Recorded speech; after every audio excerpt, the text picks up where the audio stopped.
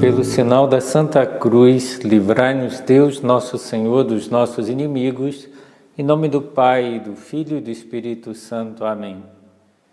Meu Senhor e meu Deus, creio firmemente que estás aqui, que me vês, que me ouves. Adoro-te com profunda reverência. Peço-te perdão dos meus pecados e graça para fazer com fruto esse tempo de oração. Minha Mãe Imaculada, São José, meu Pai e Senhor, meu anjo da guarda, intercedei por mim.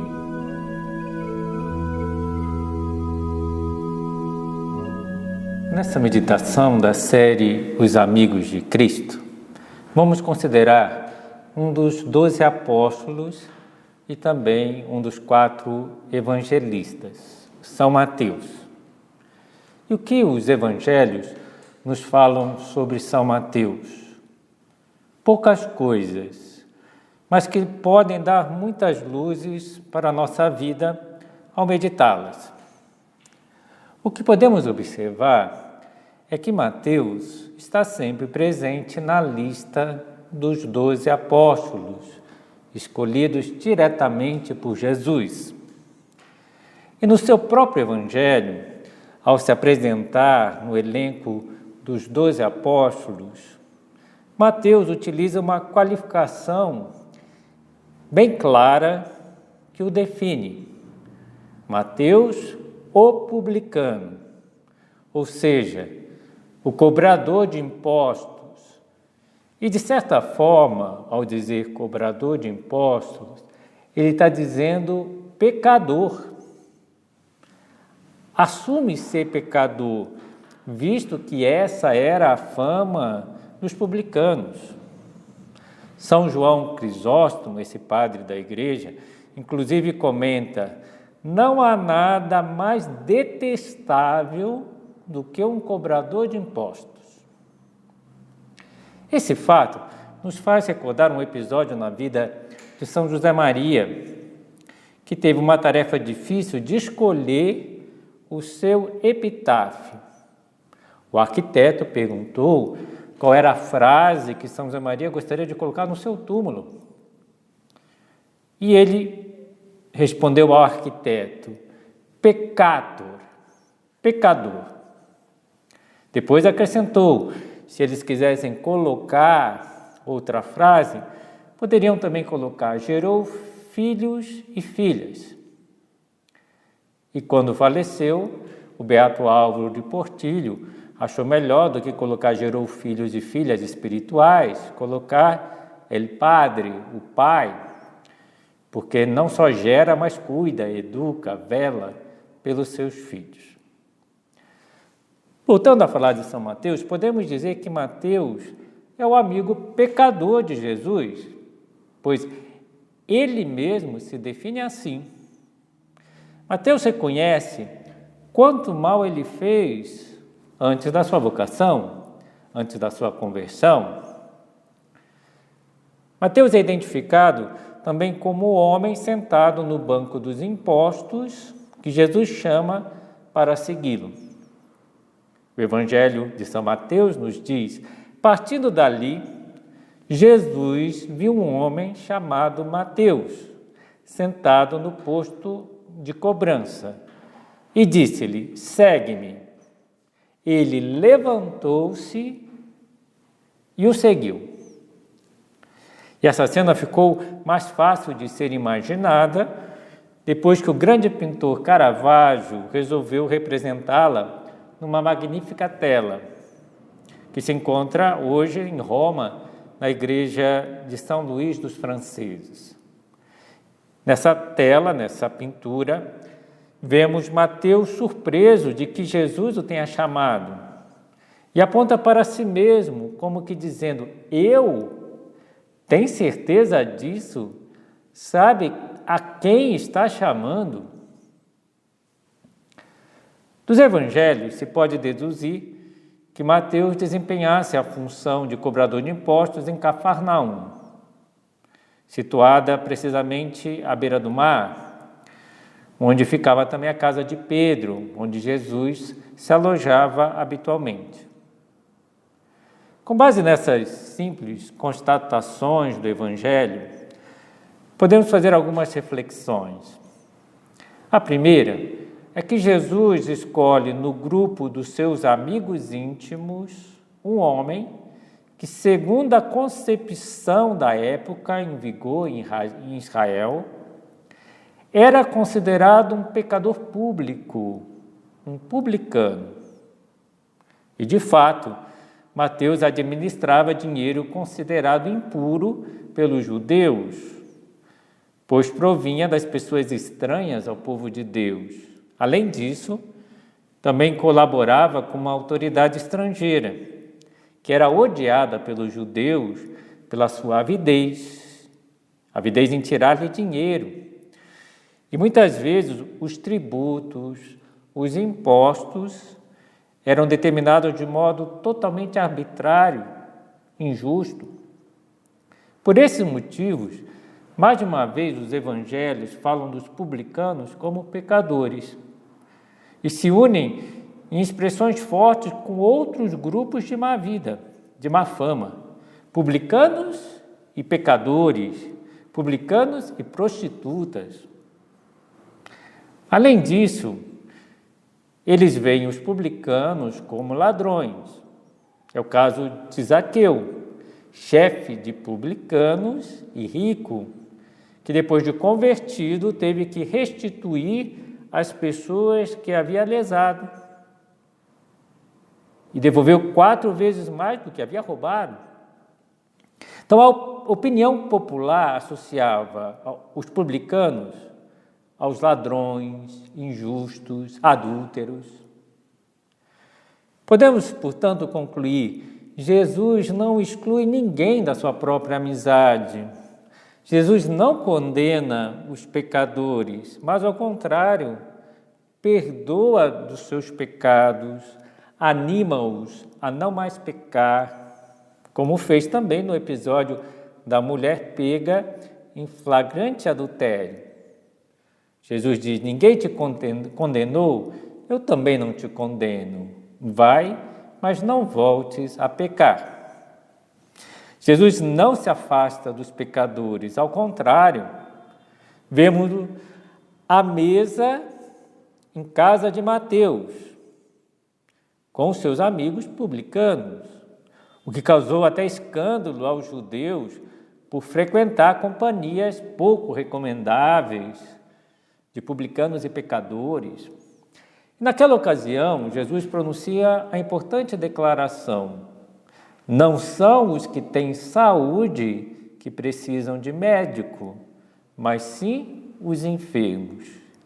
Eu não vim chamar os justos, os santos, mas os pecadores. E essa é precisamente a boa nova, o maravilhoso anúncio do Evangelho. O Salvador veio ao nosso mundo nos oferecer a imensa graça da salvação, da remissão dos nossos pecados. Também é interessante observar que o nome Mateus, em hebraico, significa dom de Deus. E o dom mais perfeito de Deus é o do perdão. Jesus se manifesta como a divina misericórdia ao nos perdoar dos nossos pecados.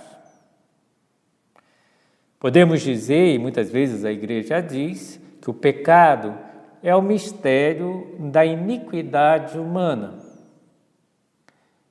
E a misericórdia é o mistério do amor divino.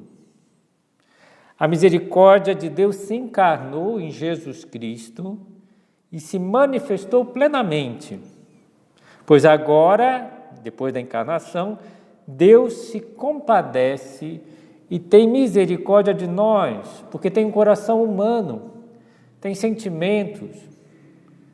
Por mais que no Antigo Testamento se diga tantas vezes, eterna é a sua misericórdia, somente com a encarnação, Deus se torna misericórdia.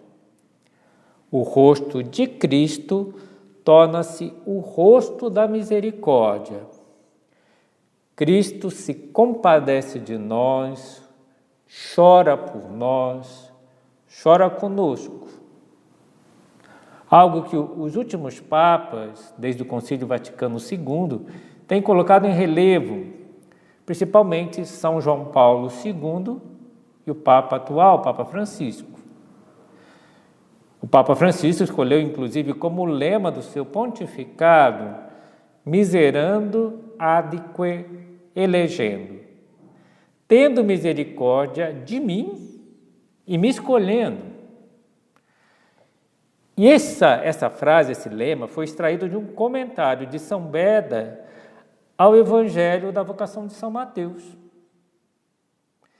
E esse lema se deve a uma experiência privilegiada da misericórdia de Deus que o Papa Francisco teve quando ele era jovem, mais concretamente em uma confissão sacramental. E é ele mesmo quem nos relata. Antes de ir para uma festa, eu passei na frente da paróquia que frequentava e encontrei um padre que não conhecia. Senti a necessidade de me confessar. E para mim, aquela foi uma experiência de encontro. Encontrei alguém que me esperava. Não sei o que aconteceu, não me lembro. Não sei por que aquele padre estava lá, nem porque eu senti aquela necessidade de me confessar. Mas a verdade é que alguém me esperava. Estava me esperando fazia muito tempo. E depois da confissão, eu senti que alguma coisa tinha mudado. Eu não era mais o mesmo. Tinha sentido uma voz, um chamado. Tive a certeza de que eu tinha que ser sacerdote. E essa experiência na fé é importante. Recordemos também que o Papa Francisco proclamou um ano de misericórdia por ocasião dos 50 anos da conclusão do Concílio Vaticano II, quando publicou uma bula chamada Misericordiae Vultus, o rosto da misericórdia, que é o rosto de Cristo. Podemos lembrar também que São João Paulo II instituiu o segundo domingo de Páscoa como o domingo da misericórdia. Isso se deve muito a uma santa, chamada Faustina Kowalska, que teve uma importante missão de divulgar a misericórdia de Deus ao mundo. E podemos recordar um pouco da história dessa santa. Aos 18 anos, Faustina manifestou o desejo de ingressar no convento aos seus pais, e os seus pais não permitiram que ela assim fizesse. E aos 19 anos, ao ir a um baile com sua irmã Josefina, ela teve uma experiência que mudaria a sua vida. Estava dançando quando viu Jesus, coberto de chagas, parado junto a si. Então, ele lhe disse: até quando eu hei de ter paciência contigo? Até quando tu me decepcionarás? Faustina abandonou discretamente o baile e dirigiu-se à catedral. E lá ela pediu ao Senhor, em profunda oração, que lhe mostrasse o caminho a ser seguido. E escutou uma voz que lhe dizia: vai imediatamente a Varsóvia, e lá entrarás no convento. E fez isso, tentou ingressar em vários conventos, mas era sempre recusada devido às suas pobres condições financeiras e à sua pouca escolaridade.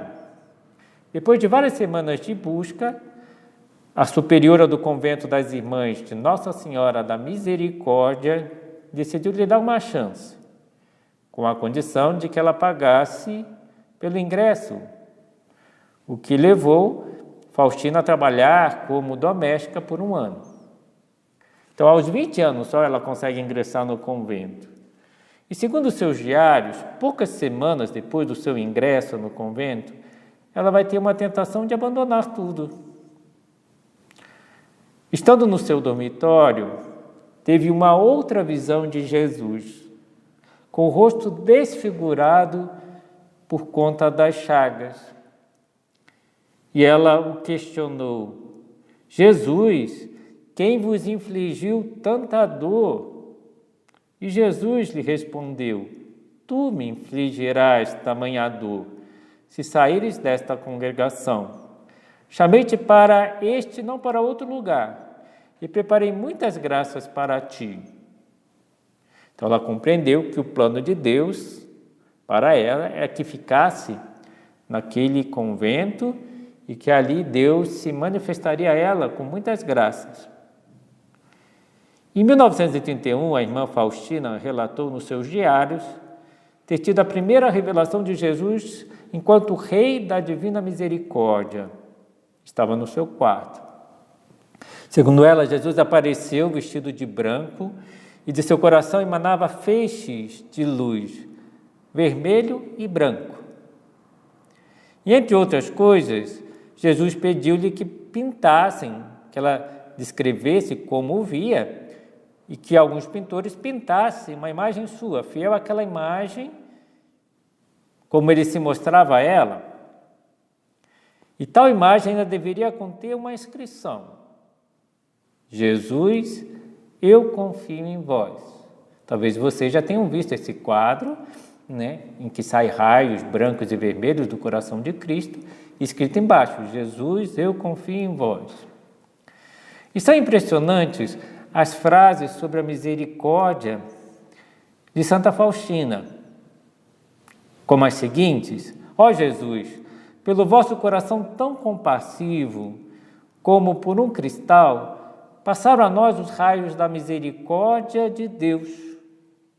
E outra frase tão simples quanto bela: o amor de Deus é a flor, a misericórdia, o fruto. E no seu diário também estão registradas as frases que Jesus lhe dirigia. Entre elas, essa frase: eu sou o puro amor e a própria misericórdia.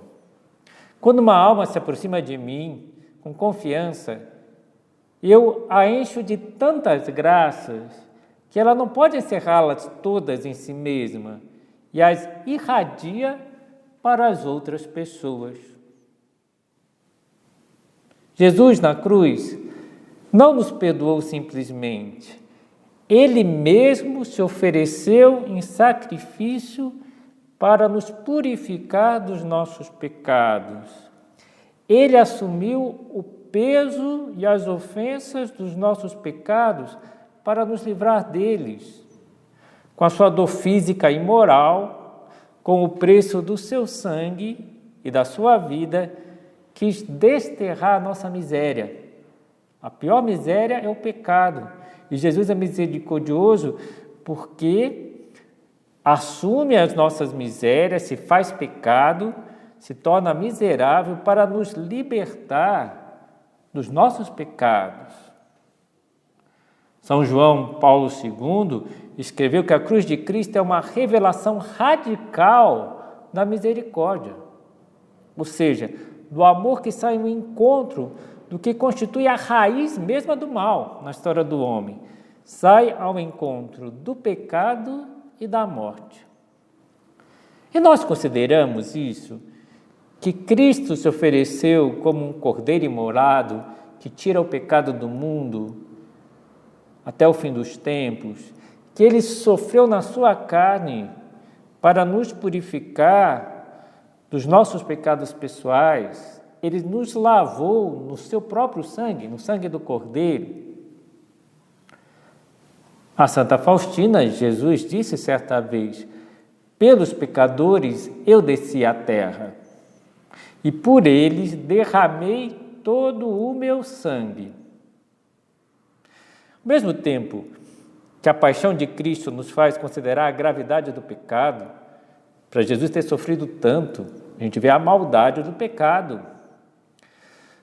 mas também nos faz considerar a grandiosidade do seu amor, a magnitude do seu perdão. Por maior que seja a nossa capacidade de pecar, maior é a capacidade de Deus nos perdoar.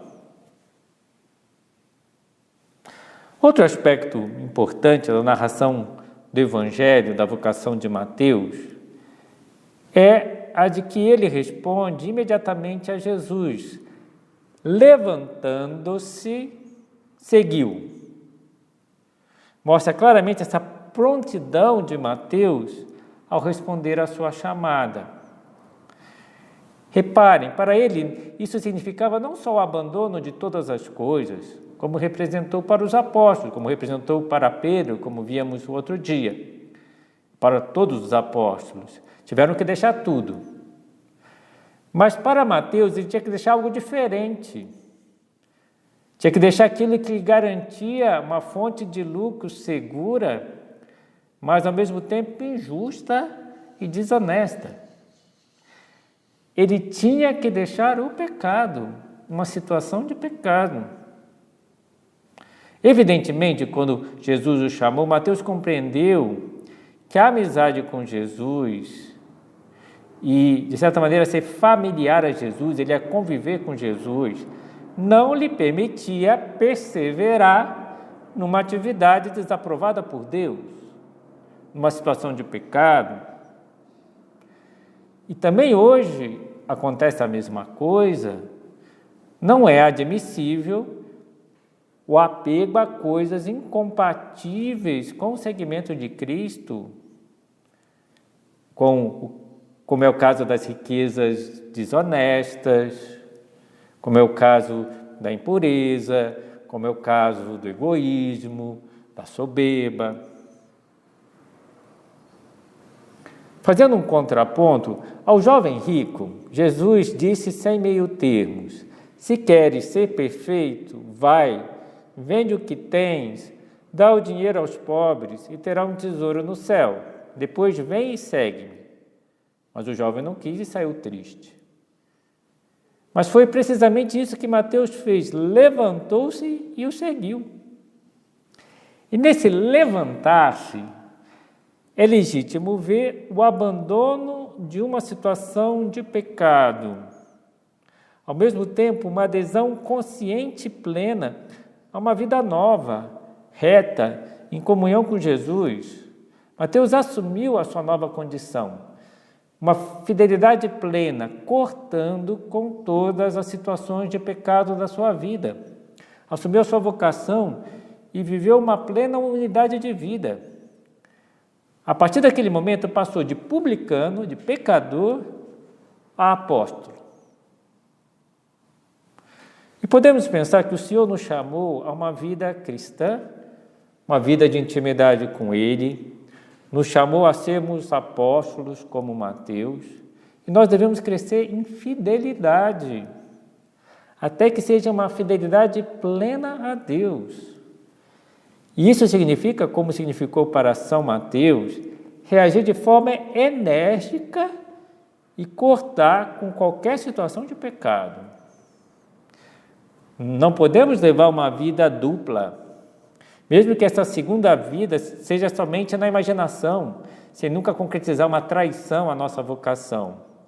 O próprio Jesus Cristo deixou claro que os pecados também são cometidos no coração e na imaginação. Não podemos permitir compensações que possam desembocar, por exemplo, numa sensualidade fora dos planos de Deus. Não podemos brincar com a tentação, porque já é uma tremenda traição, visto que nós fomos escolhidos por Deus para segui-lo, somos cristãos. E Deus sente mais as grosserias dos seus discípulos, dos seus amigos. Basta ver como Jesus se apresenta a Santa Faustina, totalmente desfigurado pelas suas chagas no rosto. E por quê? Porque Santa Faustina ia abandonar o convento. Ela, que era uma alma muito amiga dele, fazia com que ele sentisse muito essa traição. Então devemos afastar também qualquer pensamento fora do nosso caminho. De uma pessoa que quer levar uma vida cristã, quer seguir uma vocação cristã. Para os celibatários ou para os que vivem a continência, devemos recordar sempre que o castíssimo corpo de Cristo se tornou uma oblação na Santa Cruz E o seu corpo só assumiu o significado de doação, de instrumento da graça de Deus para os homens. E para todos nós podemos dizer que não devemos ceder às tentações de que tipo forem. Não estou falando só de castidade. Não devemos ceder a nenhuma tentação com desculpa de cansaço, de irritação, de desgaste emocional, até mesmo de ansiedade, para cair em algum pecado, na ironia, na maledicência, na gula, na preguiça, etc. Não podemos pactuar com o pecado. Devemos cortar com qualquer ocasião de pecado. Para citar alguma, as perdas de tempo nas redes sociais, as distrações fora de horas.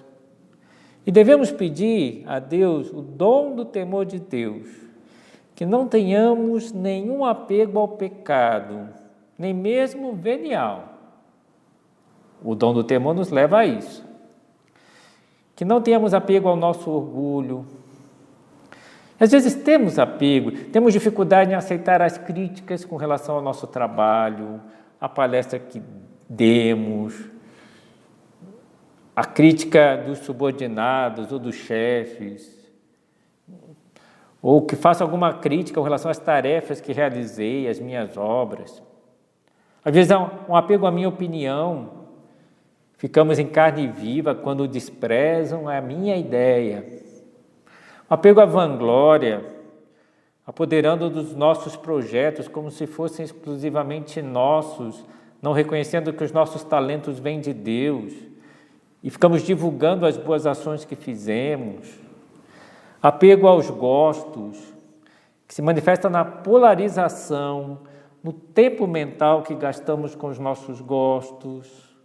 O apego à preguiça, permitindo até cochilos fora de hora, e mesmo nos meios de formação, na vida de oração. Apego a caprichos na comida, às vezes com extravagâncias na comida.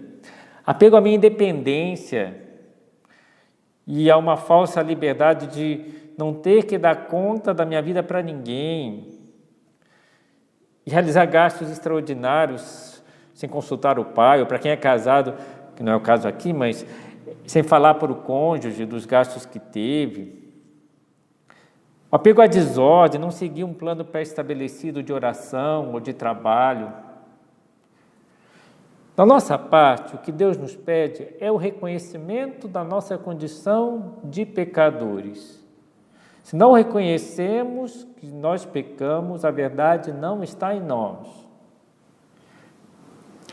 E na célebre parábola do fariseu e do publicano, que foram ao templo para rezar, Jesus indica um publicano como exemplo apreciável de confiança humilde na misericórdia divina. Enquanto o fariseu dessa parábola se vangloria da própria perfeição moral, dizendo que ele não é como os demais homens, injustos, adultos, etc., nem como aquele publicano que estava ali no templo, o publicano, o cobrador de impostos, nem sequer ousava levantar os olhos para o céu, mas batia no peito dizendo: ó Deus, tem piedade de mim que sou pecador. E Jesus comenta, ao contar a parábola: digo-vos, este voltou justificado para a sua casa, o outro não, porque todo aquele que se exalta será humilhado, e quem se humilha será exaltado. Então, na figura de Mateus, portanto, os evangelhos nos propõem um modelo de acolhimento da misericórdia de Deus. E nos permite entrever os maravilhosos efeitos da misericórdia na nossa vida. Nos faz ter um arrependimento saudável dos nossos pecados. Mesmo de saber que temos tanto que reparar pelos pecados cometidos no passado. Vejam, os santos sempre reconheciam isso. Já falava aqui de São José Maria, que dizia: eu sou um pecador. São Paulo dizia: eu sou um abortivo, pois eu persegui a igreja de Deus. São Mateus diz: o publicano, o pecador. Então devemos reconhecer o mal que fizemos. Ao mesmo tempo que temos a certeza de que Deus perdoa tudo, se nós reconhecemos os nossos pecados, se nós confessamos os nossos pecados, no sacramento da misericórdia, esse sacramento que o Papa Francisco saboreou tanto na sua vida. Saber isso, que quando confessamos, Deus já nos perdoou. E nós temos que nos perdoar também. Às vezes Deus nos perdoa, mas nós não nos perdoamos. Confiar na misericórdia de Deus. Se Deus me perdoou, eu também tenho que me perdoar. E experimentar essa infinita bondade de Deus.